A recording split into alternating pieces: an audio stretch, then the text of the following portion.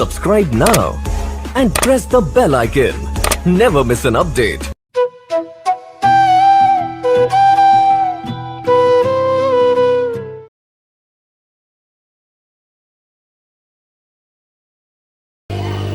प्रातः काल से ही अपनी उपस्थिति दर्ज कर रहे हैं और हम आज उनका प्रत्यक्ष अनुभव भी कर पा रहे हैं। जहाँ पर यज्ञ हो, यज्ञात् भवति परजन्यः, परजन्यादन्न संभवः।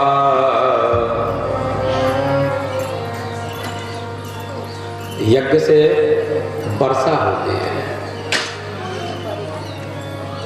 और वर्षा से अन्न होता है और अन्न होता है तो प्रजा सुखी होती है। आज वह यज्ञ नहीं जहाँ वर्षा न हो। कई बार इंद्रदेव ने बीच में भी अपनी उपस्थिति दर्ज कराई है, लेकिन कहीं कथा में विघ्न न आ जाए। ध्यान दो, कहीं कथा में विघ्न न आ जाए, इसलिए गांव से बाहर ही बरसते रहे। शायद आप लोगों ने अनुभव किया होगा, लोगों ने आपको बताया होगा, गांव में वर्षा नहीं है, गांव के बाहर वर्षा हो रही है। तो हर तरह से भगवान सहायक हैं। हमारे साथ में भगवान के परम भक्त सभी कथा श्रवण कर रहे हैं। इसलिए कथा कभी किसी एक व्यक्ति के लिए नहीं होती। बहुत से ऐसे हैं जो गुप्त रूप से लगारी की तरह से बैठे हैं। बहुत से ऐसे हैं जिनको हमारे चर्म चक्षुओं से देखा नहीं जा सकता,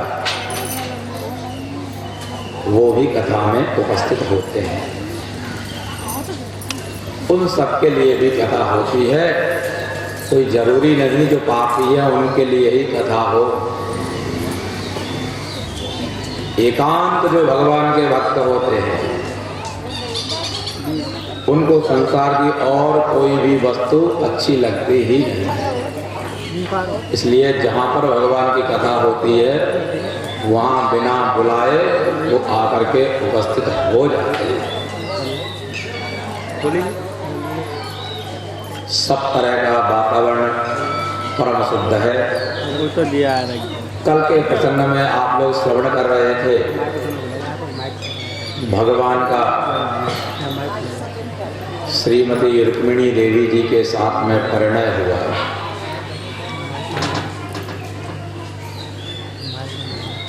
समय थोड़ा ज्यादा हो गया था।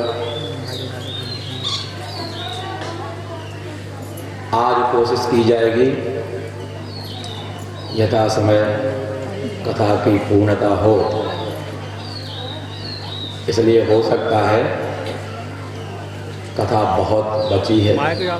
पहले भी मैंने कहा था 11 दिवसीय कथा है, बड़े विस्तार से कथा कहेंगे ऐसा विचार था, लेकिन वही है सोई जो ऐसा 4 बजे के बाद में उपसंहार का क्रम चलेगा। अभी तक उपक्रम चल रहा था, ऊहापोह से यथा शक्ति यथा भक्ति यथा ज्ञान यथा समय भागवत जी के माध्यम से मैंने उसको आपको सुनाने की भरपूर कोशिश की। समुद्र के किनारे जाकर के जितना जिसके पास पात्र है उतना ही जल ले सकता है। तो मुझे विश्वास है बहुत से लोगों ने अपने जीवन को परिवर्तित कर लिया है। बहुत से आगे प्रेरणा लेकर के कर लेंगे। हेलो भागवत कथा सुनने के बाद में जीवन में यदि परिवर्तन नहीं आया तो भागवत सुनना निरर्थक है, ना समय यापन है। ये प्रत्यक्ष प्रमाण है। दिख रहे हैं हर दिन जो कथा होती थी उस समय का वातावरण और आज का पूरा या नहीं बदला हुआ है। मैं कह रहा हूँ ना, आप भी अनुभव कर रहे हो। ऐसे ही जीवन में परिवर्तन आ जाना चाहिए, तब तो कथा सुनी। बोले जो कुछ आपने कहा वो सिर माते ने खूंटा वहीं गड़ेगा, तो वो कथा सुनना है। बोले शंकर भगवान की जय। कामस्तु वासुदेवांशो दग्धः प्राण रुद्रमन्युना देहो भवत्तये भूयस्तमेव प्रत्यपद्यत।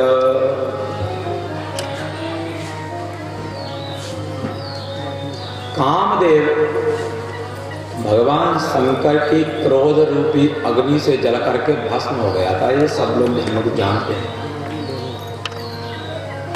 यही में लगी रही। और भागवत की जो कथा है ना, ये केवल भक्तों की कथा है, भगवान से जो जुड़े हैं उनकी कथा है। उन भक्तों के जीजा कौन थे, फूफा कौन थे, मौसी कौन थी? जो भगवान से जुड़े हैं वो कोई भी हो, उनका यहाँ चरित्र वर्णन है, चाहे वो अजामिल ही क्यों नहीं। और जो भगवान से विमुख हैं, वो चाहे कितने भी बड़े सम्राट क्यों नहीं, उनका इसमें कोई वर्णन नहीं है। सार तत्व निकाल करके सारे ग्रंथों का, सारे वेद पुराण इतिहासों का, सारे शास्त्रों का केवल इसमें है। मैंने कल आपसे निवेदन किया था, कोई भी प्रश्न हो तो आप लिख करके दे सकते हो। पता नहीं लोगों को मेरी बात समझ में आई या नहीं। जहां तक मुझे पता है अभी तक कोई भी प्रश्न आया नहीं। मैं रात भर इंतजार करता रहा, प्रतीक्षा में था। तो चीजें दो तरह की होती हैं। जिज्ञासा दो तरह से होती है और दो तरह से नहीं होती। एक तो है कुछ समझ में ही नहीं आया, तो जिज्ञासा हो कहां से। एक वो है कि सब कुछ समझ में आ गया, तो जिज्ञासा हो कहां से। तो अब मैं कौन से विषय को समझूं? आप कुछ समझ में नहीं आया या सब कुछ समझ में आया? जो भी है, इसके सबसे बड़ा प्रमाण आपका अंतःकरण है। जिज्ञासा यदि है तो अवश्य ही जिज्ञासा करनी चाहिए। अथा तो ब्रह्म जिज्ञासा। लोगों की जिज्ञासा हुई कि ब्रह्म कौन है। जिज्ञासा हुई तो उसका समाधान हुआ जन्माद्यस्य यतः, जहां से इस चराचर विश्व का जन्म होता है, जिससे इसका पालन होता है, जिससे इसका संहार होता है, वही ब्रह्म। तो जब जिज्ञासा होती है तो वहां से उसके उत्तर आते हैं और समाधान होता है। यदि आपकी सारी जिज्ञासाएं समाप्त हैं तो और कुछ जानना नहीं, क्योंकि यही चीज भागवत के कथा श्रवणांत में श्री सुखदेव जी महाराज ने राजा परीक्षित से पूछा, और पूछो क्या करना है। परीक्षित ने कहा, अब मेरी सारी संतान का समाधान हो चुका है, मुझे और कुछ नहीं है। क्योंकि वही वास्तव में हरि है, वही जिनका नाम विष्णु है, जो चराचर में व्याप्त है। उसी यद्वै वेदाः, जो अनुभव करता है, जो चेष्टा करता है जानने की, उनको वो दिखा। क्रिया केवलम उत्तरम, जो विद्वान होते हैं, भगवत भक्त होते हैं, क्रिया केवलम उत्तरम, उनकी वाणी उत्तर नहीं होती, वो क्रिया करके दिखाते हैं। क्रिया से पता लगता है कि ये है। एक हमारे बड़े मित्र थे, वो इसे विषय को ऐसे स्पष्ट करते थे, ध्यान दीजिए।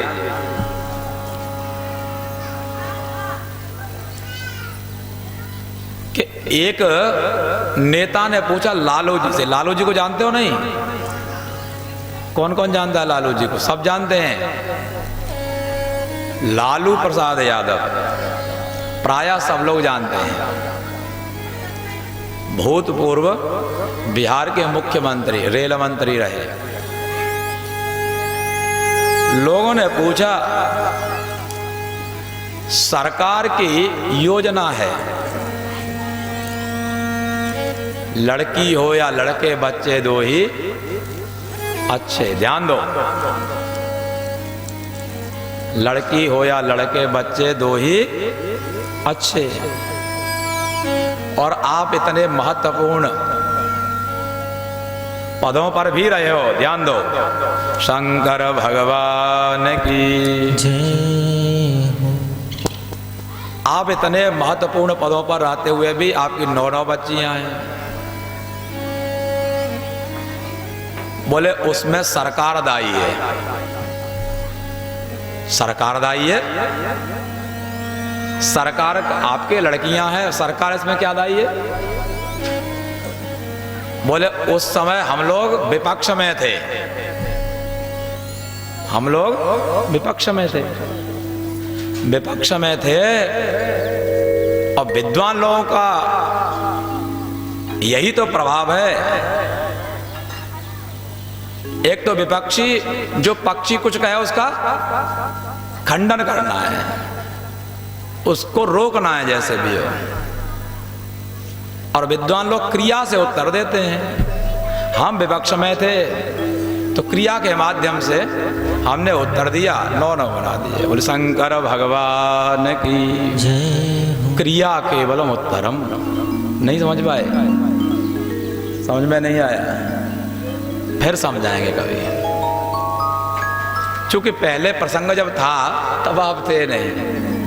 ऐसे ही मैं बार बार यहां से कहता हूं, जो प्रसंग प्रारंभ है आपका ध्यान यहां होना चाहिए। जब इधर उधर किसी से बात करोगे, ये चीजें हमें पहले कर लेनी चाहिए।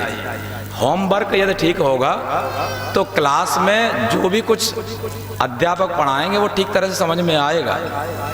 और होमवर्क ठीक नहीं है तो आप होमवर्क देखते रहोगे, क्या है क्या नहीं, कुछ समझ में ऊपर से निकलता रहेगा। इसलिए होमवर्क के लिए ये रात्रि का समय होता है। रात में सारा होमवर्क करके और निश्चित भाव से बैठना चाहिए कहीं, क्योंकि अगले प्रसंग में पहले वाला जुड़ा हुआ रहता है, आनुषंगिक होता है, उसका कहीं ना कहीं कोई ना कोई संबंध होता है, तब आगे होता है। व्याकरण में समझो, सबसे पहले बच्चों को लघु सिद्धांत कौमुदी एक सामान्य ग्रंथ है, वो पढ़ाया जाता है। सबसे पहला उसमें प्रकरण है संज्ञा प्रकरणम। संज्ञा माने नाम। सारे ध्यान से सुनना, आपके ऊपर से निकलेगा मुझे पता है, लेकिन फिर भी मुझे बताना है। संज्ञा माने नाम, पहले सब आपको बता दिए गए, इसको ये कहते हैं, इसको ये कहते हैं, इसका नाम ये है, इसका नाम ये है। उसके बाद में अच संधि प्रारंभ होती है। अच संधि प्रारंभ पहले क्यों होती, हल संधि क्यों नहीं हो जाती? क्योंकि आपने पहले अच समझ लिया, हल समझने से पहले आपको अच बताया गया। एव मच हल अलित्यादयः। तो इसलिए हलों से पहले अच आते हैं, इसलिए अच संधि तत्क्षण प्रारंभ होती है।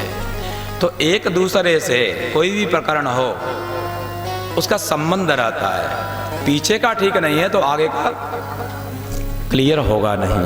इसलिए कथायाम सक्षणा मति ही, कथा में एकदम पूर्ण रूप से समर्पित होकर के कथा सुनोगे तो कहीं कोई उर्दू या फारसी अंग्रेजी नहीं बोली जा रही, जिसको आप समझते हो और बोलते हो वही बोली जा रही है, लेकिन मन इधर उधर हो जाता है तो चीज़ें उड़ जाती हैं, फिर उनका संबंध बिठाना बहुत मुश्किल होता है। बोली शंकर भगवान की जय। विज्ञातार्थोपि भगवान तूष्णी मास जनार्दन नारदो कथयत सर्वं संबरा हरणादिकम।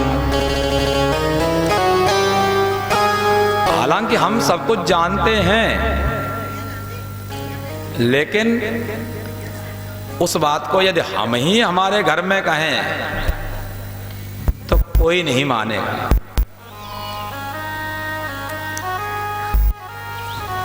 सब जानते हैं स्वच्छता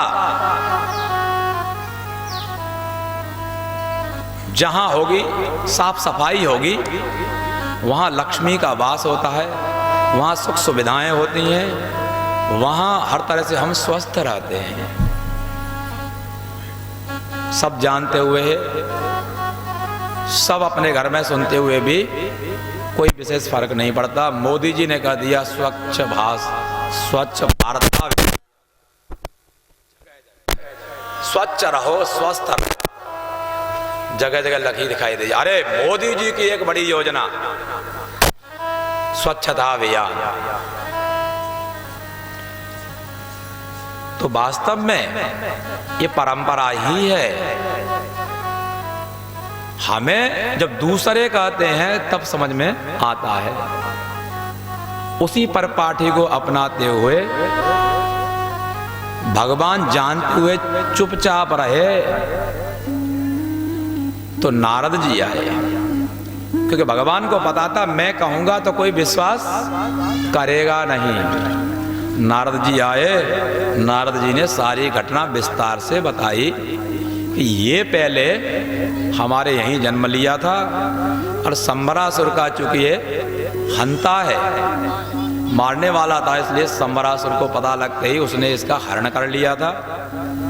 बाद में जो मैंने आपको कथा सुनाई उस तरह से होकर के आज उस संबरासुर का संहार करके ये आ गया है, ये वास्तव में आपका ही पुत्र है, कोई इसमें संदेह नहीं है। तो सबको समझ में आ गई। दूसरे कहते हैं तब समझ में आती है। सत्राजित स्वतनयाम कृष्णाय कृतकिल्बिषः स्यमन्तकेन मणिना स्वयं उद्यम्य दत्तवान। सत्राजित नाम का एक राजा था, वह अपनी पुत्री को स्वतनयाम, अपनी पुत्री को भगवान को उद्यत होकर के समर्पित किया, अर्थात भगवान के साथ में उसने विवाह किया। कृतकिल्बिषः,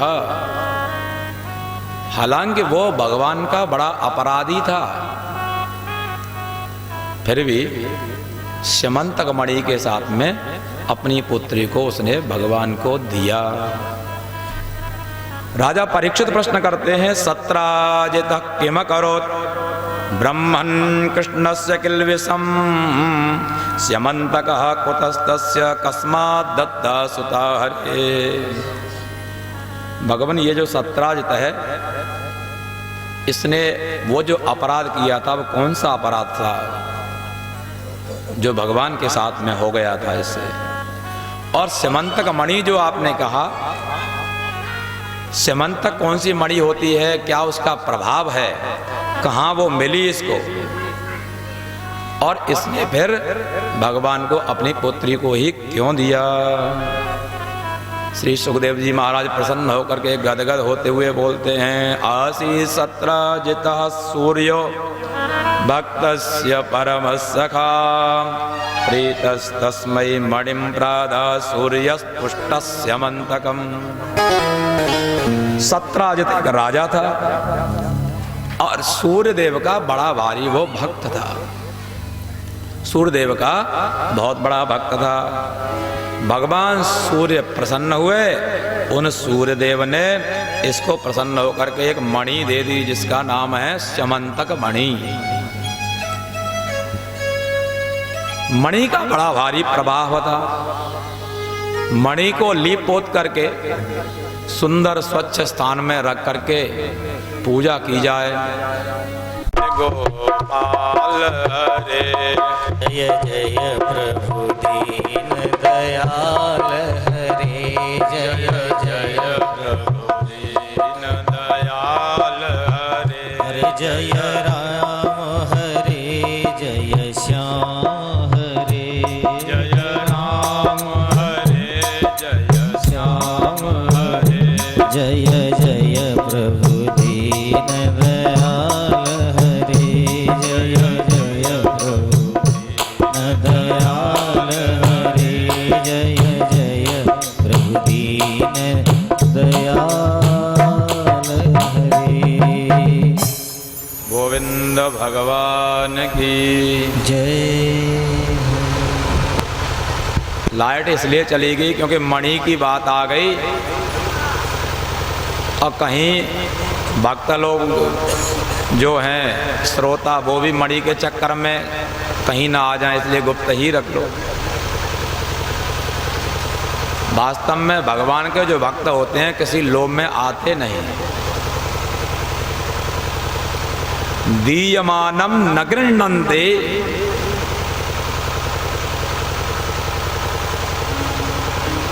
भगवान भक्त के सामने आते हैं और कहते हैं, लो क्या वर्धमान चाहिए बोलो। तो भगवान के भक्त वरदान भगवान देते हुए भी उनसे वो वरदानों को ग्रहण नहीं करते हैं। वो तो वही कहते हैं, यदि आपको देना है भगवान आप अपनी भक्ति प्रदान करो और हमें कुछ भी नहीं चाहिए। निष्किंचन जो होते हैं उनकी तो वास्तव में धन भक्ति ही होती है। तो भगवान भास्कर ने स्यमंतक नाम की मणि को प्रसन्न होकर के इनको दे दिया। एस आयात सविता त्वाम दिदिक्षुर जगतपते मुष्णन गवस्त चक्रेण नृणाम चक्षुंसि तिग्मस्तु। जहाँ उस मणि की पूजा हो 8 बार वह सोना देती थी। आदि व्याधि वहाँ कहीं किसी भी तरह की कोई भी समस्या नहीं होती जहाँ मणि की पूजा होती थी। एक दिन वही सत्राजित उस मणि को अपने कंठ में पहन करके और आ रहा था। वो इतनी चमकती थी। द्वारका में भगवान के दर्शन के लिए आ रहा था तो जो वहां बैठे हुए थे सभा में सभासद इत्यादि वो बोलने लगे, भगवान आपके दर्शन के लिए साक्षात सूर्य देव आ रहे हैं। सूर्य के जैसे सूर्य चमकता है वैसे उस मणि की कांति थी। आपके दर्शन के लिए सूर्य नारायण आ रहे हैं। क्योंकि सबके जैसे सूर्य को आप देखते हो तो आंखें चकाचौंधित हो जाती हैं, वैसे ही इसको देखने में हमारी दृष्टि समर्थ नहीं है। निशम्य बाल वचनम प्रहस्याम्बुजलोचनः प्राहनासौ रविर्देव सत्राजिन्मणिना ज्वलत्। निशम्य बाल वचनम। अब यहां ध्यान देने की बात है बुद्धिमानी की। आगे पहले कहा गया था कि भगवान के यहां पर भगवान के दरबार में ये दर्शन के लिए आ रहा था। और अब आगे कहते हैं निशम्य बाल वचनम, बालकों के ऐसे वचनों को सुनकर के भगवान हंसे, तो वहां बालक कहाँ थे? वास्तव में जिस विषय का जो अनभिज्ञ है उसी व्यक्ति को उस विषय में बालक कहा जाता है। जैसे कि तर्कशास्त्र पढ़ाने के लिए बालानाम सुखबोधाय क्रियते तर्क संग्रह, अन्नम भट्ट जी ने लिखा, बालकों को जिस तरह से तर्क जो प्रमाण हैं, जो पदार्थ हैं, उनका अच्छी तरह से ज्ञान हो जाए, इसलिए हम इस तर्क संग्रह नामक ग्रंथ को बना रहे हैं। ध्यान दीजिए। लोगों ने कहा बालक की समझ में कैसे आ जाएगा? तो टीकाकारों ने कहा कि बालक माने वो दुधमुहा बालक नहीं है। अधीत व्याकरण काव्य कोशः अनधीत न्याय शास्त्रो बालः,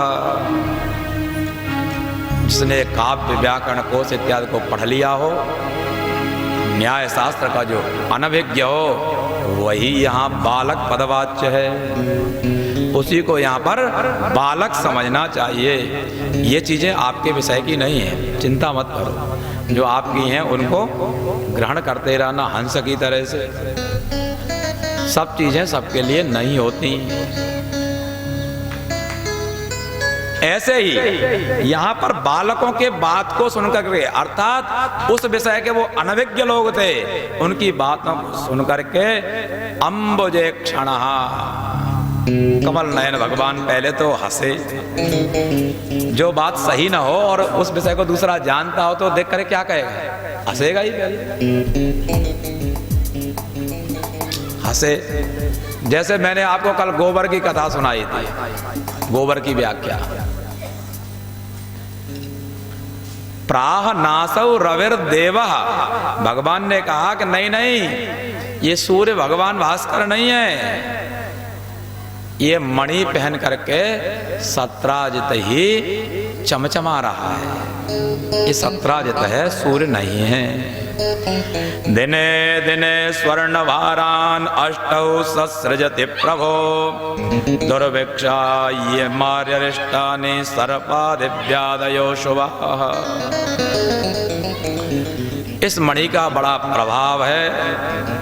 8 बार सोना हर दिन ये देती है। जहाँ ये मणि पूजित होती है वहाँ न तो किसी प्रकार का कोई दुर्भिक्ष होता है। दुर्भिक्ष मतलब अकाल नहीं होता।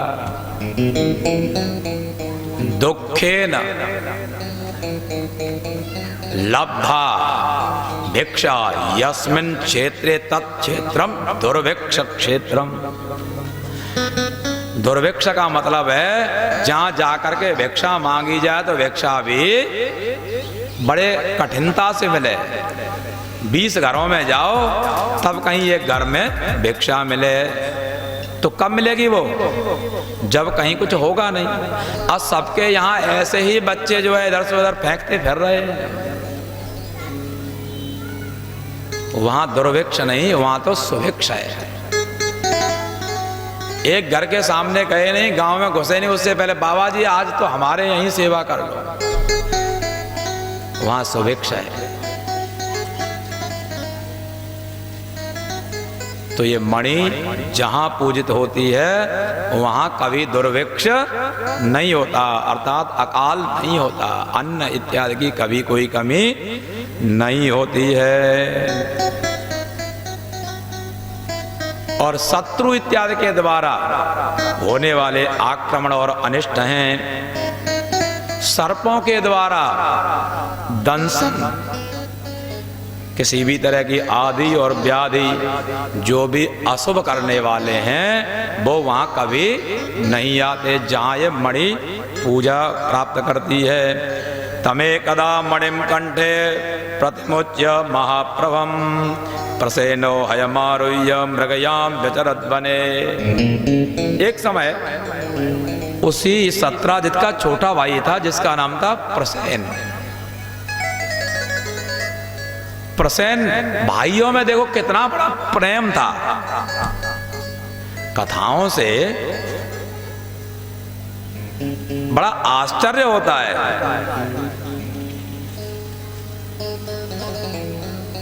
लोग ये कहते हैं, अरे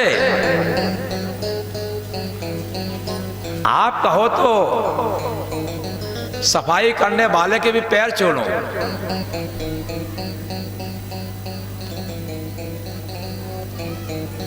लेकिन उधर मत करना। तो मैं बड़ा आश्चर्य करता हूं,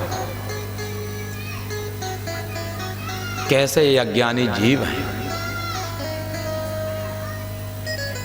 इन कथाओं से शिक्षा लो, यही तो शिक्षा लेनी है। इतना महत्वपूर्ण उस मणि का प्रभाव, उस मणि को जो कि अत्यंत महत्वपूर्ण और बहुमूल्य, क्या अमूल्य कहिए, उस मणि को बड़े भाई ने प्राप्त किया था। अब बड़ा भाई ये नहीं कह रहा कि मैंने प्राप्त की तो अब छोटा भाई कैसे लेगा। उसी मणि को, इतनी महत्वपूर्ण मणि को छोटा भाई पहन करके आज जंगल में शिकार करने के लिए चला गया। सोचो कितना समर्पण भाव था। और ये आपस में भाइयों में नहीं आया तो सत्राजित तो प्रसेनजित की कथा सुनने से क्या फायदा है। बोली शंकर भगवान की जय हो। समझ में आई? नहीं आई? तो ऐसे भाव हैं, उसको त्यागो।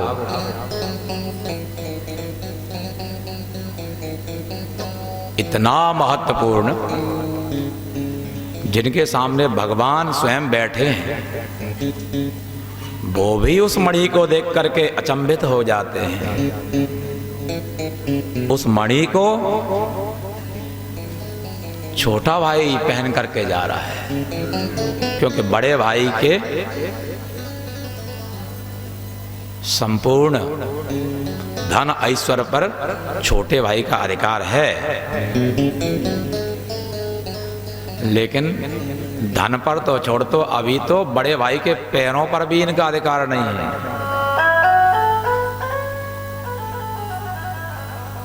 सीखो, क्या धन खर्चा करना भागवत है? भागवत धन खर्चा करना नहीं है। भागवत जीवन का परिवर्तन का एक विशेष उत्सव है।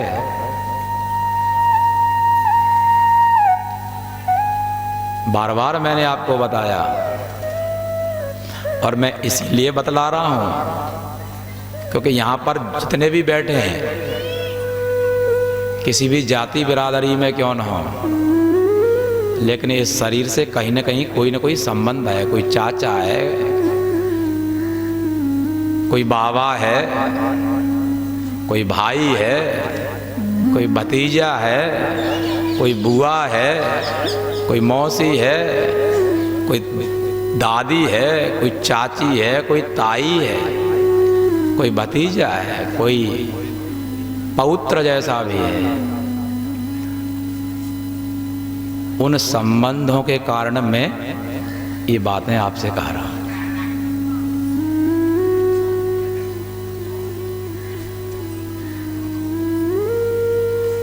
उन दुखों को मैं आपको प्रकट कर रहा हूं। उन आपके दुखों से मैं दुखी हूं, तो मैं वो आपसे याचना कर रहा हूं।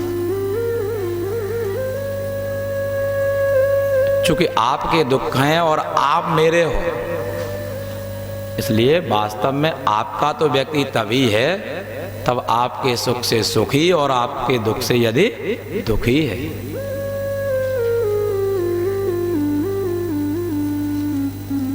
अपना खास ही क्यों न हो,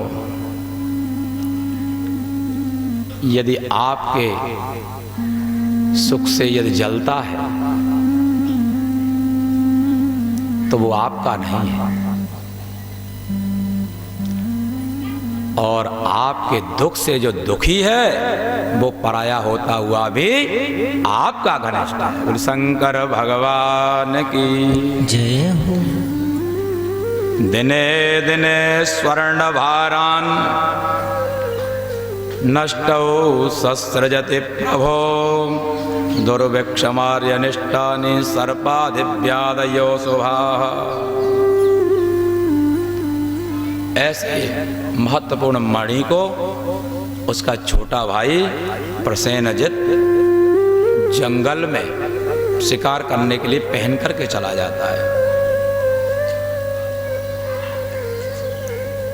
घोड़े पर बैठ करके शिकार के लिए गया। एक जंगल से दूसरे जंगल पर जाता हुआ शिकार खेल रहा है, निरपराध पशुओं को मार रहा है। जब आपके पास में अधिकार आ जाता है, उस अधिकार का आप दुरुपयोग मत करो।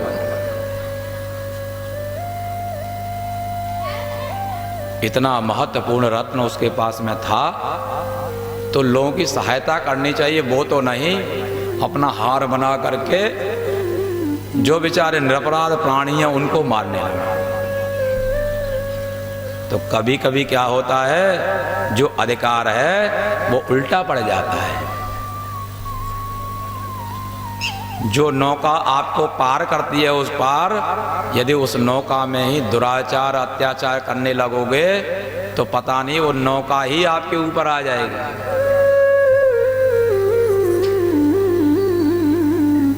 ये एक से एक भाव है, आप निकालते रहो एक एक शब्द से।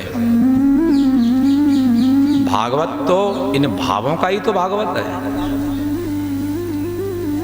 उसने ऐसा अकरणीय कृत्य किया, उसका परिणाम मैंने पहले आपको बताया था। जितना जो ज्यादा अपने आप को समझेगा, जितना बड़ा अपराध होगा, उतनी जल्दी उसको उसका परिणाम भी प्राप्त होगा, चाहे शुभ हो या फिर अशुभ कर्म क्यों न हो।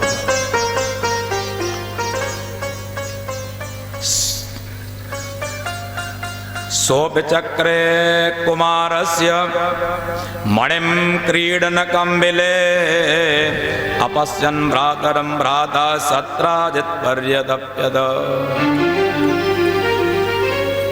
उस प्रसेन को मणि से युक्त देखा, ये तो बड़ा महत्वपूर्ण कुछ है।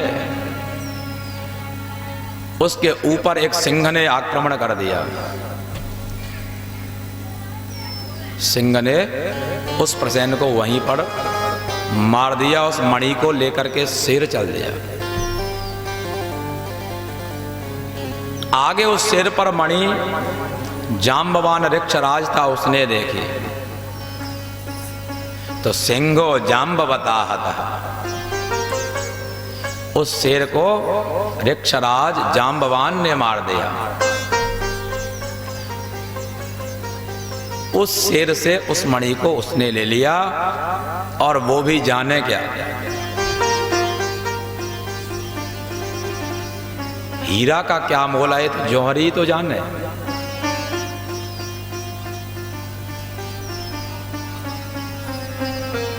भीलनी जो है, जो जंगलों में रहती हैं, भीलों की स्त्रियां,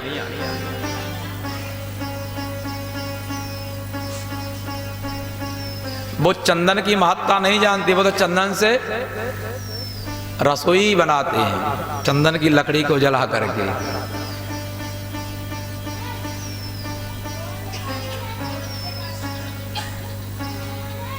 उसने उस मणि को ले लिया और घर में जा करके गुफा में रहता था, अपनी बच्ची को खेलने के लिए दे दिया, खिलौना बना दिया।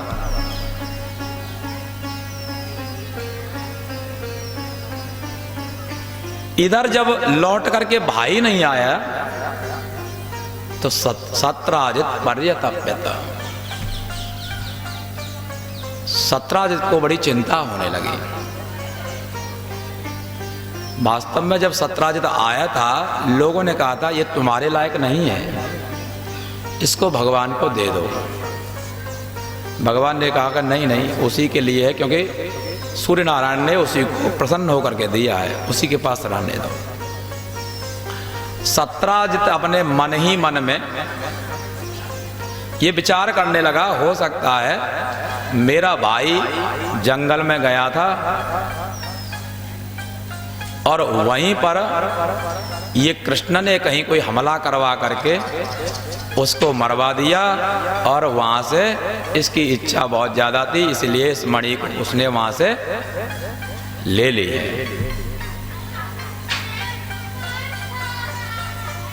भगवत कर्णे कर्णे जपंजना, उसने एक से कहा और ऐसा कहा जाता है खट कर्णो विद्यते मंत्र। आपने एक दूसरे से कहा तब तक तो ठीक है, लेकिन आप दोनों में से फिर एक किसी ने तीसरे से यदि कह दिया तो वो वाणी, वो रहस्य, वो आपकी जो मंत्रणा है सब में फैल जाएगी, कोई रोक नहीं सकता। यदि आपको रोकना है तो पहले तो किसी से स्वयं मत कहो, यदि कहना है तो किसी एक से कहो और उससे कह देना अब इसको किसी को मत बताना। और संयोग ऐसा होता है जब आपने कह दिया और किसी को मत, तो वो जरूर बताएगा। इसलिए वो धीरे धीरे बात भगवान के कानों तक पहुंच गई। भगवान को बड़ा कष्ट हुआ, ऐसा इतना बड़ा अपराध मुझे दोषी ठहरा दिया गया, कोसों दूर तक मेरा न कुछ लेना है न देना है। भगवान ने भी वही उपाय किया जो लालू जी ने पहले किया था, क्रिया केवलम उत्तरम। भगवान ने उसके पास में जाके तू मैं नहीं की, अरे मैंने कब ली थी, भगवान ने एक बार भी नहीं कहा। भगवान ने सभी द्वारिका वासियों को साथ में लिया, जो विशेष विशेष थे, जो प्रामाणिक थे, और पता लगाया ये कहां से गायब हुए। बोले यहां से पहन करके जंगल में गया था। चलो भाई जंगल में ढूंढेंगे। जंगल में ढूंढने गए, कुछ दूर जा करके देखा कि प्रसेन का शव छत विच्छत होकर के पड़ा हुआ है। बोले ये तो ये पड़ा है। मणि देखी उसके कहीं कंठ वंठ में इधर उधर हो, मणि वहां नहीं मिली। वहां से आगे देखा तो शेर के कुछ चिन्ह थे, पग चिन्हों को देखा। उन पग चिन्हों के माध्यम से आगे चले, कुछ दूर जाकर के शेर भी मरा हुआ पड़ा था। वहां भी मणिम तत्र न लब्धवा, वहां भी मणि नहीं प्राप्त हुई। वहां से ऋक्षराज के पग चिन्ह को देख करके और आगे चले जाते हैं, और वो पग चिन्ह लास्ट में एक गुफा में जा रहे हैं। अब पता लग गया मणि इस गुफा में है, लेकिन उस गुफा में इतना अंधकार था, वो कितनी गहरी गुफा है कोई नहीं जानता, है ना। गुफा का आनंद ही कुछ अलग है। आचार्य जी को पूछ लो, आचार्य जी गुफा के वासी हैं। अरे आप ऐसे क्या देख रहे हो, वो आज भी गुफा में तपस्या करके आ रहे हैं। बोली शंकर भगवान की जय हो। यहाँ कोई वैसी बात नहीं, जो वास्तविक 100% जो सोलो आना सत्य है वही बताई जा रही है। कभी किसी से पूछना जो जानते हो कि कोई चीज यहाँ ऐसी मिली जो ऐसी कपोल कल्पित हो। क्यों आचार्य, सही बात है कि नहीं?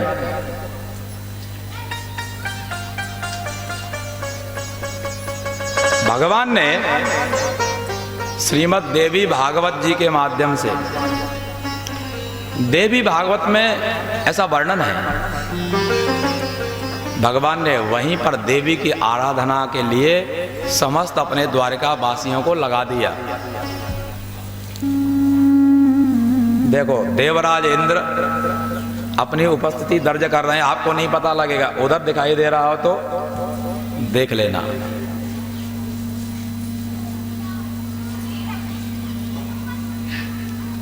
देवी जी की आराधना में लगा दिया क्योंकि भगवती देवी की आराधना होगी। देवी भगवती सा बलादा कृष्ण मोहाया महामायाम प्रयच्छति। वह देवी प्रसन्न हो जाएंगी तो सब कुछ प्राप्त हो जाएगा। देवी जी की इधर स्तुति प्रार्थना पूजा, उधर भगवान अकेले ही भय के मारे और कोई गया नहीं, स्वयं ही उस गुफा में प्रवेश करते हैं। गुफा में प्रवेश करने के बाद में देखते हैं कुछ समय तो अंधकार था, उसके बाद में भीतर जो मणि थी उसका प्रकाश धीरे धीरे आने लगा। भगवान समझ गए 100% इसी में भीतर है। भीतर जाके देखा एक कन्या उससे खेल रही है। उसी कन्या के पास में एक धात्री बैठी हुई है, विमाता, जो माँ के अनुपस्थिति में बच्चों का पालन पोषण करते हैं। भगवान को देख करके इससे पहले इस तरह का कोई जंतु होता है वो लोग जानते नहीं थे, गुफाई में रहते थे। जोर से चिल्लाने लगे। धात्री चुक्रोध सुस्वरम। जब चिल्लाने लगी तो ऋक्षराज जो सो रहे थे वो उठ करके आए और देखा, अरे इतना भयानक युद्ध हुआ भगवान का और ऋक्षराज का। एक दिन और 2 दिन नहीं, भागवत जी के हिसाब से जो युद्ध हुआ है वो 28 दिन तक युद्ध चला है। द्वंद्व युद्धम सुतुमुलम उभयोर बिजगीसयो आयुधाश्चाद्रुमैर्दौर्भिः क्रव्यादैस्सेनयोरिव।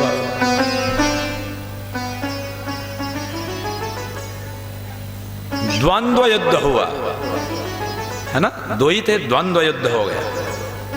कैसा? सुतुमुलम, बड़ा भयानक था।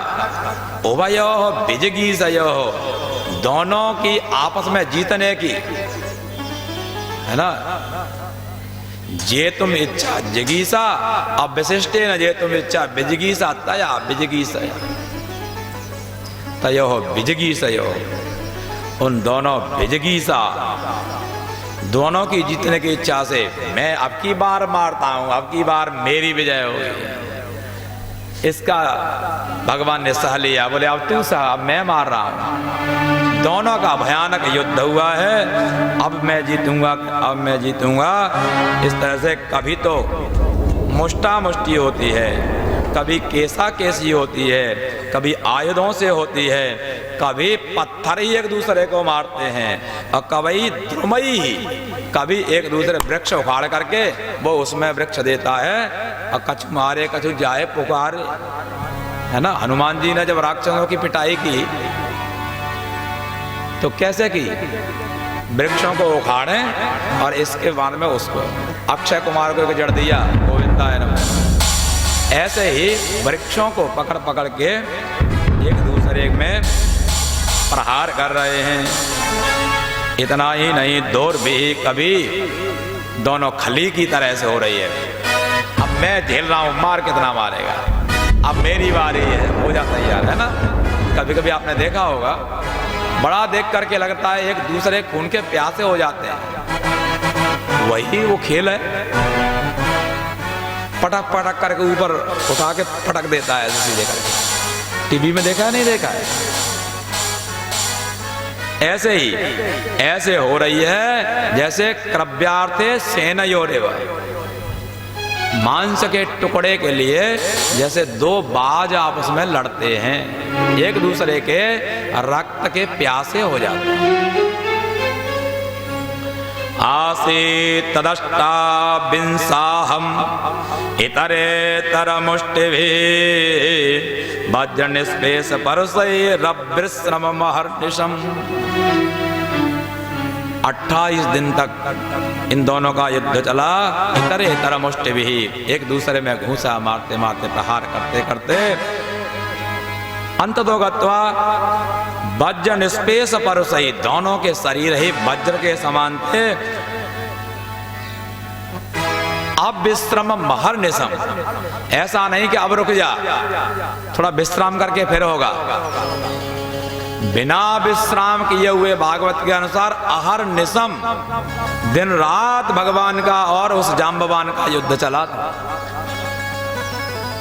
ये जाम्बवान कोई और नहीं था,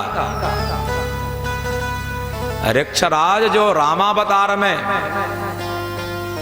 वृद्ध जो मंत्री थे, आपने कोरोना काल में दोबारा से रामायण चली थी, शायद देखा होगा, है ना। जामवंत मंत्री अति बूढ़ा, उस समय ही ये बूढ़ा था, उस समय ही ये बूढ़ा था। और 1 लाख पूत, 1.25 लाख नाती, इन सबको हरण करने में महत्वपूर्ण भूमिका इसने निभाई थी। फिर भी इसने भगवान से कहा, मेरे शरीर की अभी खुजली नहीं मिटी है, ये तो खेल ही खेल में हो गया। भगवान ने कहा ठीक है, कोई बात नहीं, भक्तों की सारी मनोकामनाओं को भगवान पूर्ण करते हैं, इसलिए भगवान का नाम है भक्तवत्सल। बोली भक्तवत्सल भगवान की जय हो। भगवान ने कहा चिंता मत करो, तुम्हारी खुजली एकदम ऐसी हो जाएगी, दोबारा कभी पड़ेगी ही नहीं, जड़ से मिट जाएगी। अगले जन्म में हम तुम्हारी खुजली मिटाएंगे। और उन्हीं का, जाम्बवान ऋक्षराज की खुजली को मिटाने के लिए ही भगवान ने स्यमंतक मणि के रूप में इस तरह की एक लीला विशेष की थी।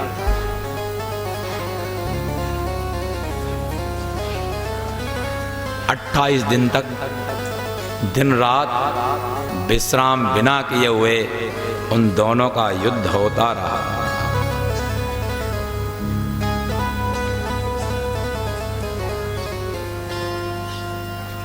अट्ठाईसवें दिन ऋक्षराज के और हाथ पैर काम करना बंद कर दिए। यस्य सदुत्कलितरो सकटाक्ष मोक्षैर वर्त्माद सच्छुपिल नकृतिमिंगिलोब्धि सेतुः कृतः स्वयस उज्ज्वलिता च लंका रक्षस्रांस विपेतुरिरक्षितानि। हाथ जोड़ के भगवान से प्रार्थना करने लगे ऋक्षराज जाम्बवान, भगवान आपके रोष रूपी कटाक्ष को देख करके, जिसमें भयानक तिमिंगले इत्यादि चल जंतु थे, उस समुद्र ने भी आपको रास्ता दे दिया था, जिस समुद्र पर आपने पुल बना करके सारी लंका को नष्ट भ्रष्ट कर दिया था, वो मुझे आपका स्वरूप याद आ गया। अब मुझे आप क्षमा कर दो। इत्युक्तः स्वाम दुहितरम कन्याम जाम्बवती मुदा अर्हणार्थम समणिना कृष्णायोपजहारः। अपनी पुत्री को लाया और वो मणि भी ली हाथ में। पुत्री के साथ में कुछ दहेज भी देना चाहिए, लेकिन अपनी पुत्री का आप दान कर रहे हो, कन्या दान कर रहे हो, तो इतना और दो साथ में, ऐसा नहीं गृहीता को बोलना चाहिए। कोई भी पिता ऐसा नहीं होता जो अपनी सामर्थ्य के अनुरूप पुत्री को धन न दे। और दूसरा बताऊं, जो आपका प्राप्त है वो कहीं न कहीं से समय से आपके पास में आ जाता है। यदस्मदीयम नहीं तत्परेशाम, जो मेरा है वो दूसरे का नहीं है, और जो दूसरे का है वो मेरा नहीं। आप ऐसी भावना करके तो देखो। ये जो मैं आपको बता रहा हूं ये लिखे ही लिखे नहीं है, मेरे अनुभव भी हैं। अब तो धीरे धीरे दाढ़ी भी मेरी भी पकने लगी है। बोले शंकर भगवान की जय। जाम्बवती को उन्होंने लिया और उस मणि को, बहुमूल्य मणि, उसको लिया और कृष्ण की पूजा करके कन्यादान कर दिया। बोले जाम्बवती रमण भगवान की जय। तेषां तु दिव्योपस्थानात् प्रत्यादिष्टा शिशाचस प्रादुर्बभूव सिद्धार्थ सदारो हर्षयन् हरि।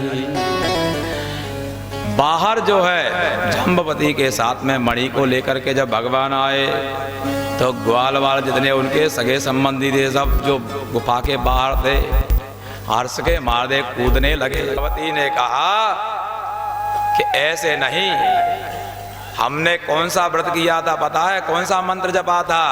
पत्नी मनोरमाम देहि मनोवृत्तानुसारिणी तारिणीम दुर्ग संसार सागरस्य कुलोद्भवाम। जिनके विवाह नहीं होते, जिनके अनुरूप कन्या प्राप्त नहीं होती, इस कात्यायनी के मंत्र का जप करते हैं, भगवती की कृपा से अनुरूप कन्या, अनुरूप पत्नी प्राप्त होती है।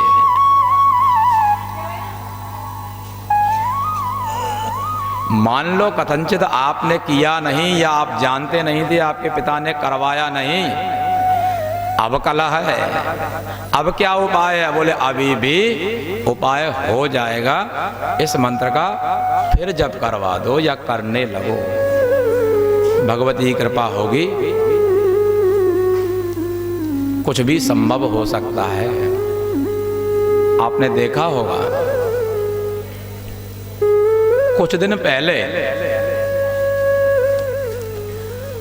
नासिक कुछ लोग गए होंगे। नासिक जल कहाँ मिलता है? जमीन खोदते हैं तो नीचे मिलता है। नासिक में कहीं गोदावरी जहां से निकल रही है, वहां यदि आप गए होगे, इतने ऊंचे पहाड़ पर ऊपर से जल निकल रहा है।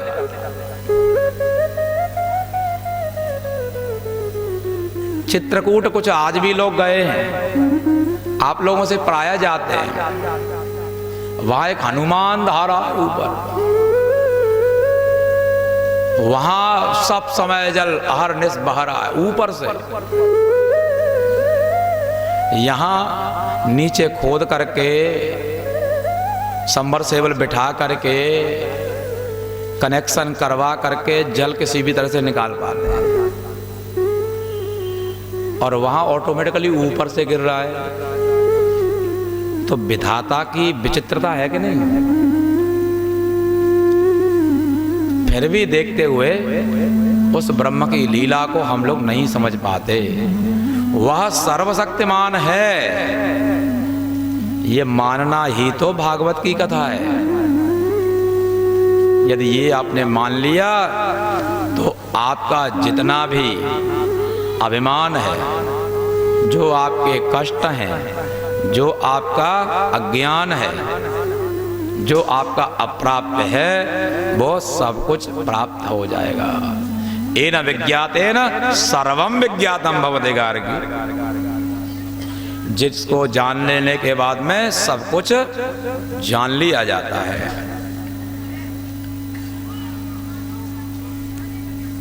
वही भगवान आज जाम्बवती के साथ में आए। दासे दुहितरम तस्मै स्त्री रत्नम रत्नमेव च उपायो यम समीचीनस्तस्य शांतिर्न चान्यथा। भगवान ने सबके सामने सत्राजित को बुलाया और कहा, देखो भाई, कुछ बोलने से पहले विचार कर लेना चाहिए। वाणी एक अमोल है, जो कोई बोले जान। ये तराजू तोल के तब मुख बाहर आन। वैसे ही आपके मुख में वाणी है तो उसका अनर्गल प्रलाप मत करो, बहुत विचार करो, अपने ज्ञान रूपी तराजू पर तौलो उसको। फिर बहुत सारे शब्दों के अपेक्षा सार गर्भित 2-4 शब्द कहो, वो सार्थक है। सत्राजित लज्जित हो गया। भगवान ने सबके सामने उसको शिक्षा देते हुए, जो कोई कुछ कह दे या जो आपके मन में आ जाए वही फाइनल नहीं होनी चाहिए, वही सिद्धांत नहीं होना चाहिए। विद्वानों से उस पर परामर्श कराओ, विचार करो। बादे बादे बादे जायते तत्वबोधः, बोधे बोधे भासते चंद्रचूडः। अवश्य ही हमारे यहाँ शास्त्रार्थ का विधान है, नियम है। शास्त्रार्थ करोगे तो उसका जो वास्तव में लक्षण है, रहस्य है, रसायन है, वो निकल करके आपके पास में आएगा। और बोलोगे ही नहीं तो कहां से आएगा? इसलिए अवश्य ही विचार करो सिद्धांत करने से पहले। लो भाई, ये तुम्हारी मणि रही, अब जो है ऐसे किसी को मत बोलना। शिक्षा देते हुए भगवान ने सबके सामने उसको मणि दे दी। सारी घटना जो जैसे हुई थी वो उसको सबने बताई। अब तो वो बेचारा बड़ा भारी लज्जित हो गया। घर में जाकर के चर्चा की, ऐसी ऐसी स्थिति होगी, अब क्या करें। बड़े लोग हैं, एक काम करो, तुम्हारे पास में पुत्री है, बड़े लोगों से संबंध बैठा लो। संबंध बैठा लोगे तो उनका क्रोध है वो शांत हो जाएगा। सत्राजित ने उसकी जो पुत्री थी सत्यभामा, उसी पुत्री को और उस मणि को दहेज के रूप में भगवान के चरणों में समर्पित किया है। भगवान ने कहा, मुझे स्वीकार है तुम्हारी पुत्री, स्त्री रत्नम दुष्कुलादपि, स्त्री रत्न को दुष्कुल ही क्यों न हो, उसमें से भी ग्रहण करना चाहिए। इस नीति के आधार पर भगवान ने सत्यभामा का पाणिक ग्रहण संस्कार किया।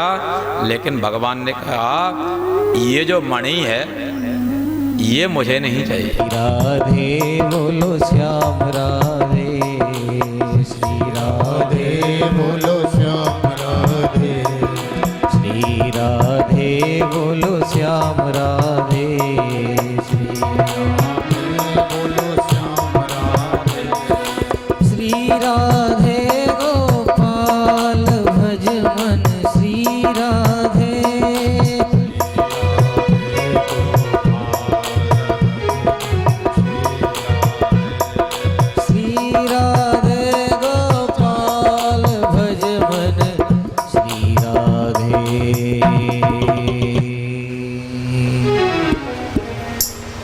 भगवान ने कहा, देखो भाई, इसमें तो हमारा कुछ लगा नहीं है।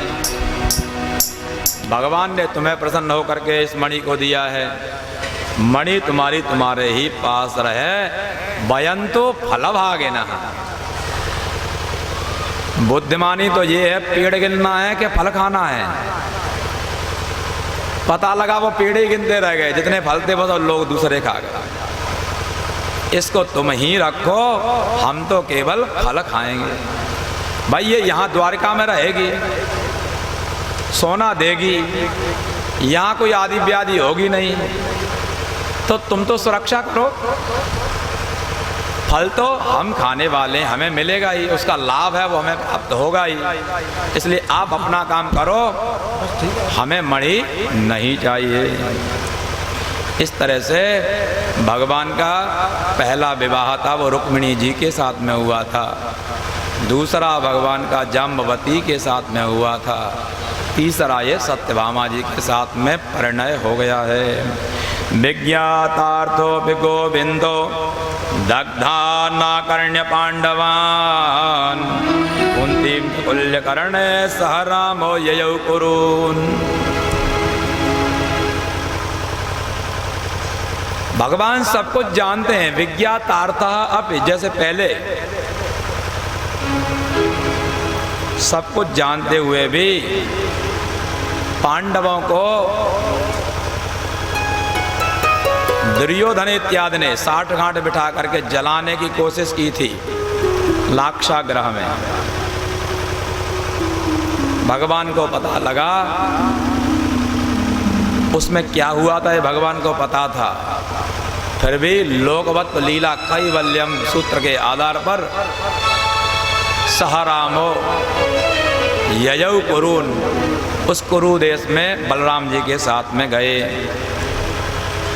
लब्ध्वै तदंतरम राजन शतधन्वानमूजतो अक्रूरकृतवर्माणो मणिप्राकस्मान् न गृह्यते। भगवान तो उधर चले गए हस्तिनापुर, इसके बीच में समय मिल गया। अक्रूर और कृतवर्मा ये दोनों जो है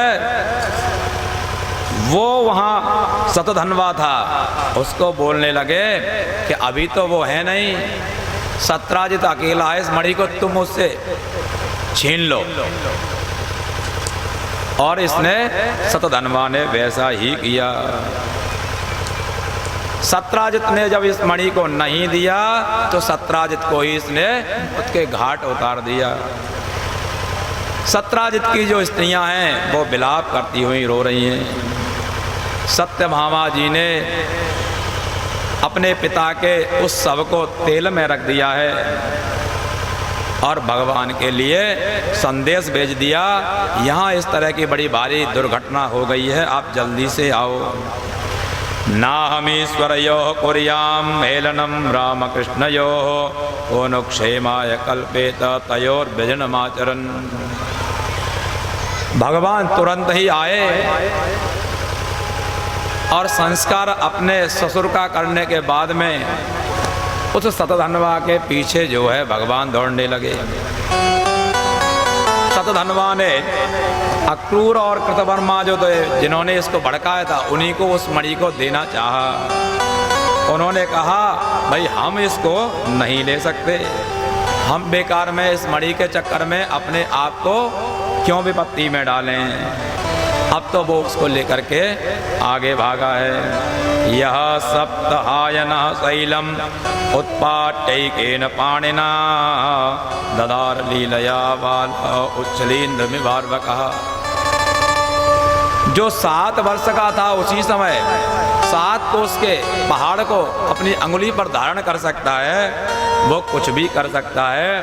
इनसे जो है बेकार में ही युद्ध मोल लेना, लड़ाई मोल लेना बुद्धिमानी का कार्य नहीं है। पदातेर भगवान तस्य पदातिस्तिग्मने मिना चक्रेण सिर उत्कृष्य भाससो व्यजनोत्मटिम। उन्होंने नहीं लिया लेकिन फिर भी ये उनके पास में फेंक करके और अपनी जान बचाने के लिए भागा। लास्ट में इसको पता लगा अब तो भगवान पकड़ ही लेंगे, तो इसने अपने रथ को छोड़ा, पैदल ही खेतों के बीच से भागने लगा। भगवान ने भी अपने रथ को छोड़ा और इसके पीछे पदाते ही वो भी 11 नंबर के रथ से भागने लगे। अंततोगत्वा इसको जब नहीं पकड़ में आ रहा था, अपने चक्र के माध्यम से इसके सिर को उधर से उन्होंने अलग कर दिया। बोले कृष्णचंद्र भगवान की। उसके कपड़ों में मणि देखी, मणि वहां नहीं प्राप्त हुई। देवे अवर्षद काशीसः सुफल का यागताय वै स्वसुताम गांधिनीं प्रादा ततो वर्षत्मका शिशु।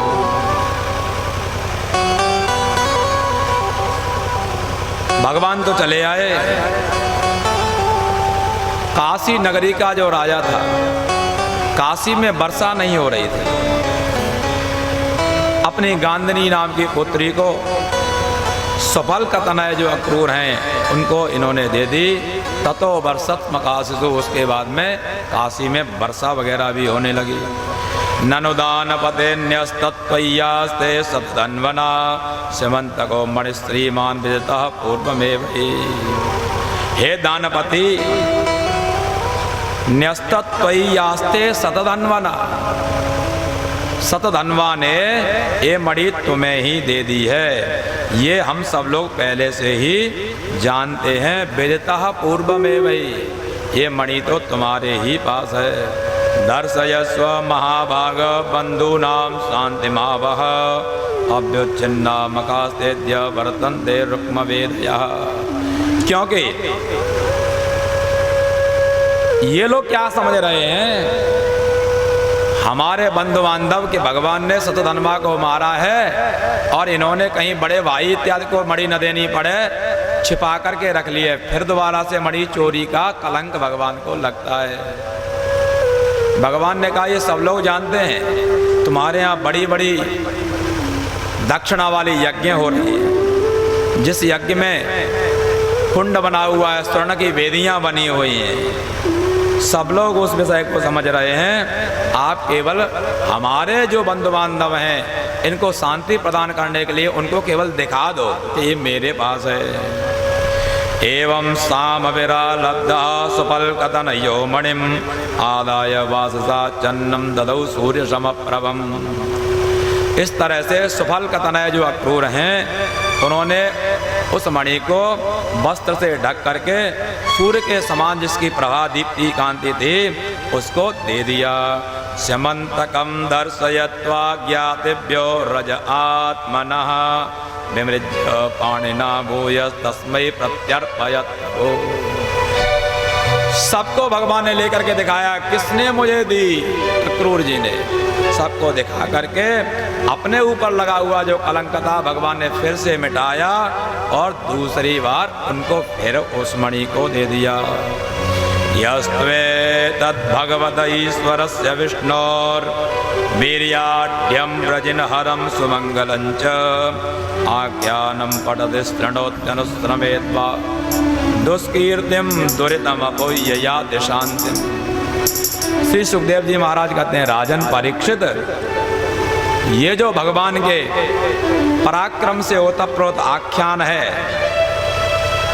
इसको जो सुनता है उसके भाग्य जग जाते हैं, उसके सारे पाप समाप्त हो जाते हैं, दुष्कीर्ति उसकी होती है वो नष्ट हो जाती है और शांतिम याति, उसको शांति प्राप्त हो जाती है ना। शांति मापनोति नैष्टिकीम। सब कुछ होते हुए भी यदि शांति नहीं है तो सब कुछ होना बेकार है, और कुछ न होते हुए यदि शांति है तो न कुछ होना ही बेटर है, बहुत अच्छा है।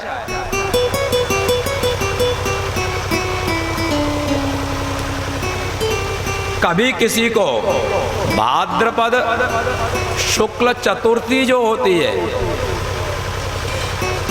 उस तिथि को चंद्र दर्शन का निषेध है। उस दिन यदि कोई चंद्र का दर्शन करता है तो उसको मिथ्या दोष लगता है, झूठ का ही दोष लगता है। वही भगवान ने देख लिया था, जिसके कारण दो बार भगवान को मणि की चोरी का कलंक लगा। इस आख्यान को जो लोग सुनते हैं उनके झूठे कलंक उन पर नहीं मढ़े जाते, झूठे कलंक नहीं लगते। और बाद में इसका निचोड़ लगाते हुए शास्त्रकारों ने कहा, इतना यदि किसी को समय नहीं है तो एक श्लोक ध्यान कर लो। सिंह प्रसेनमवधि सिंहो जाम्बवता हतः सुकुमार कमारोदिस्तव हे सस्यमंतकः। इस मंत्र का भाद्रपद शुक्ल चतुर्थी को यदि चंद्र दर्शन हो जाए तो इसका पाठ कर तो भी उस कथा का पूरा फल मिल जाता है, अर्थात आपको मिथ्या दोष नहीं लगता है। ऐसी यह सुंदर कथा है।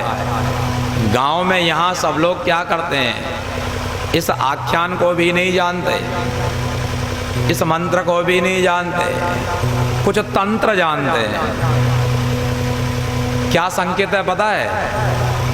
बच्चे लोगों के माता पिता पहले से बता देते हैं, शायद आप लोगों को भी बता दिया होगा, क्योंकि महाजनो ये नगत सपंथा।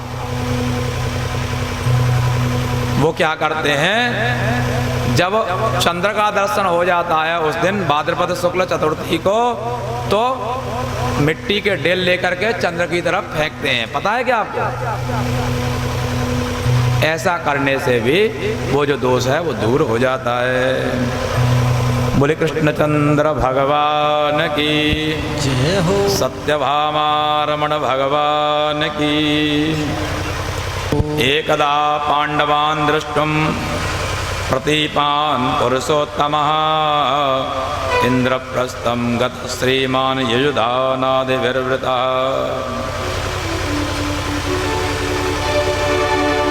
उन कुरुओं के पास में दर्शन करने के लिए आए, क्या हो गया नहीं हो गया, अर्जुन के साथ में भगवान घूम रहे थे। यमुना के किनारे पहुंचे, वहां पर देखा, भगवान ने कहा अर्जुन हाँ तपस्वी तो सुने थे, तपस्विनी नहीं सुनी थी, आज तो सामने बैठी है, पूछो ये कौन है। अर्जुन गए, पूछा देवी जी आपका परिचय। उन्होंने कहा मेरा नाम कालिंदी है, यमराज की पुत्री हूं,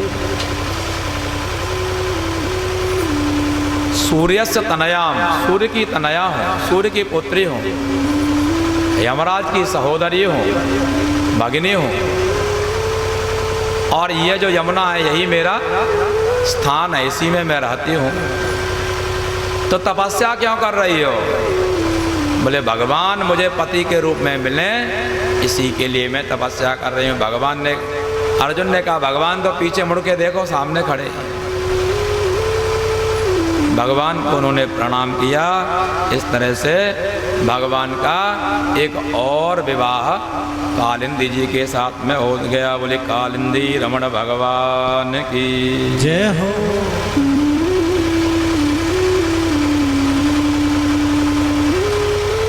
अथो पये में कालिंदीम सुपुण्यत्वर्क्षऊर्जिते वितन्मन् परमानंदम स्वानाम परम मंगलम।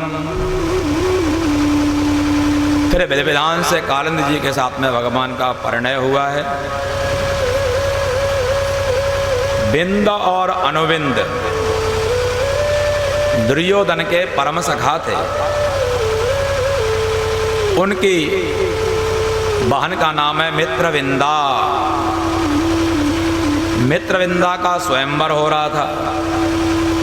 चूंकि ये दोनों दुर्योधन के मित्र थे, तो मित्रविंदा के चाहने पर भी ये भगवान को मित्रविंदा को नहीं देना चाह रहे थे। राजादिदेव्यास्तनयां मित्रविंदां पितृसुषु प्रसह्य हतवान कृष्ण राजन राज्ञां प्रवस्यताम। भगवान जब उसका मनोरथ भगवान ने जाना, राजाओं के बीच में गए, अपनी पितृस्व साथी और वहां पर मित्रविंदा को सबके देखते देखते भगवान ने वहां से हरण करके अपने बाग को लेकर के चले आए। बोले मित्रविंदा रमण भगवान की जय। नग्न निन्नाम कौशल्य आसीत् राजाति धार्मिकः तस्य सत्या भवत्कन्या देवी नाग्नजिति नृप। एक नग्नजित नाम के राजा थे। कौशल्य जो स्थान है, विशेष देश है, वहाँ के राजा थे, बड़े ही धार्मिक थे। उनकी एक कन्या हुई जिसका नाम है सत्या।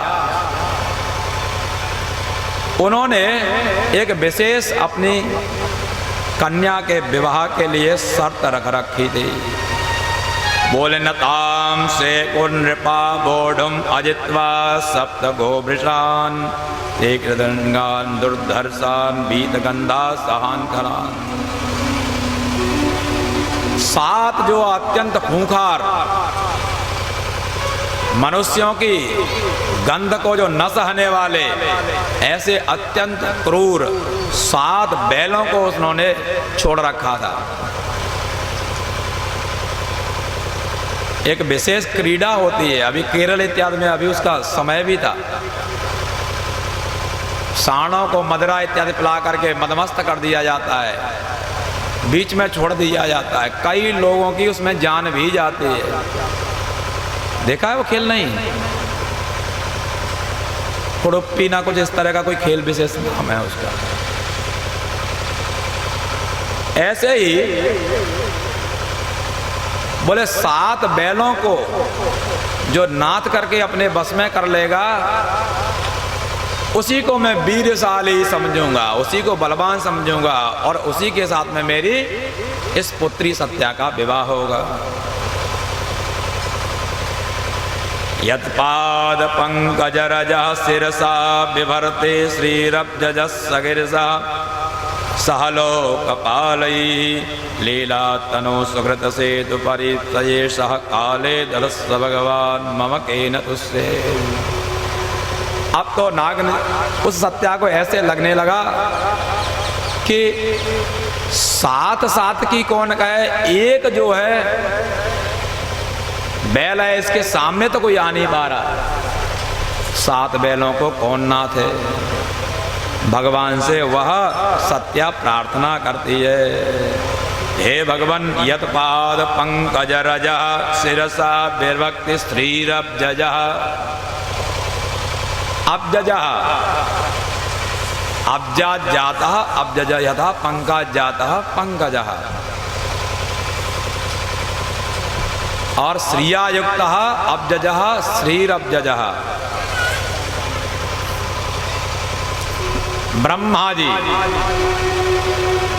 वह ब्रह्मा जी जिसके पैरों की चरण रज को अपने सिर पर धारण करते हैं। श्री राधे बरसाने वारी तेरो पुजारी है गिरधारी। श्री राधा बरसाने वारी तेरो पुजारी है गिरधारी।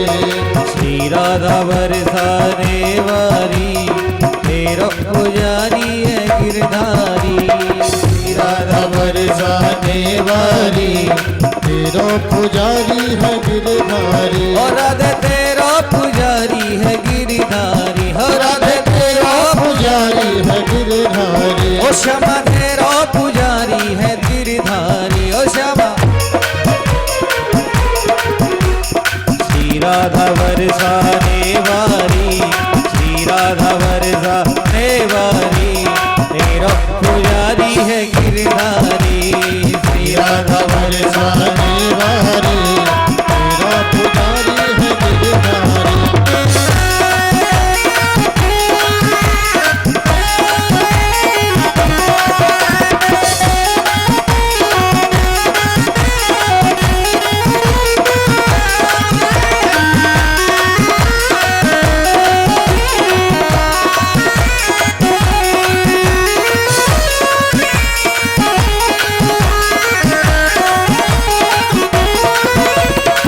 जापद चरण करत नित सेवा करत नित सेवा।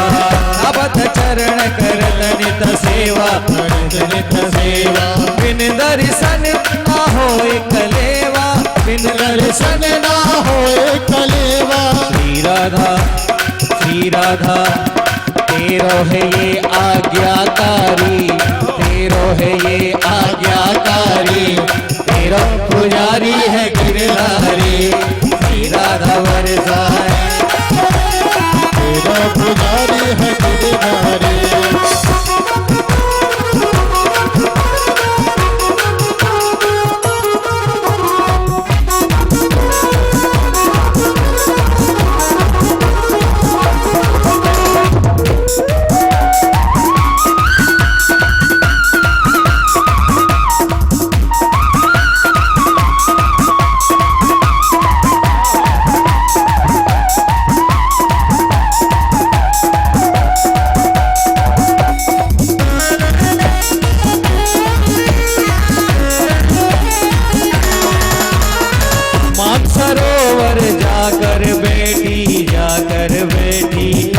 सरोवर जाकर बेटी राधा जाकर बेटी कान्हा शेर से आई के बेटी किसे आई के बेटी कान्हा शेर से आई के बेटी किसे आई के बेटी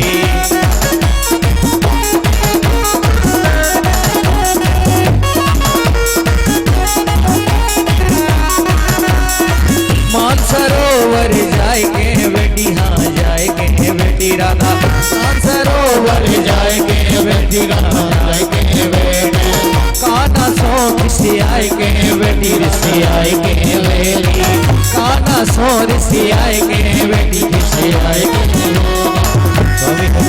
हरिदास स्वामी जावे बलिहारी हरिदास स्वामी जावे बलिहारी तेरो पुजारी है गिरधारी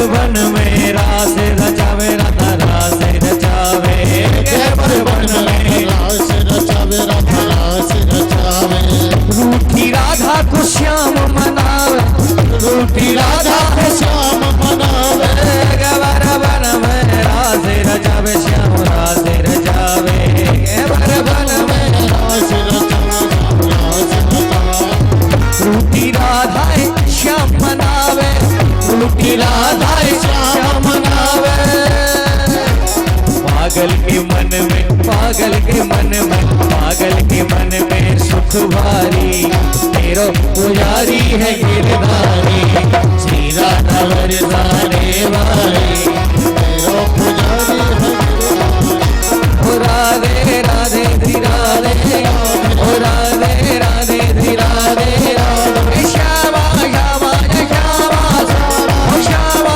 श्यामा श्यामा श्यामा राधे राधे राधे राधे राधे राधे राधे श्यामा श्यामा श्यामा श्यामा श्यामा श्यामा राधे राधे राधे श्यामा श्यामा श्यामा राधे राधे राधे श्यामा श्यामा श्यामा राधे राधे श्यामा श्यामा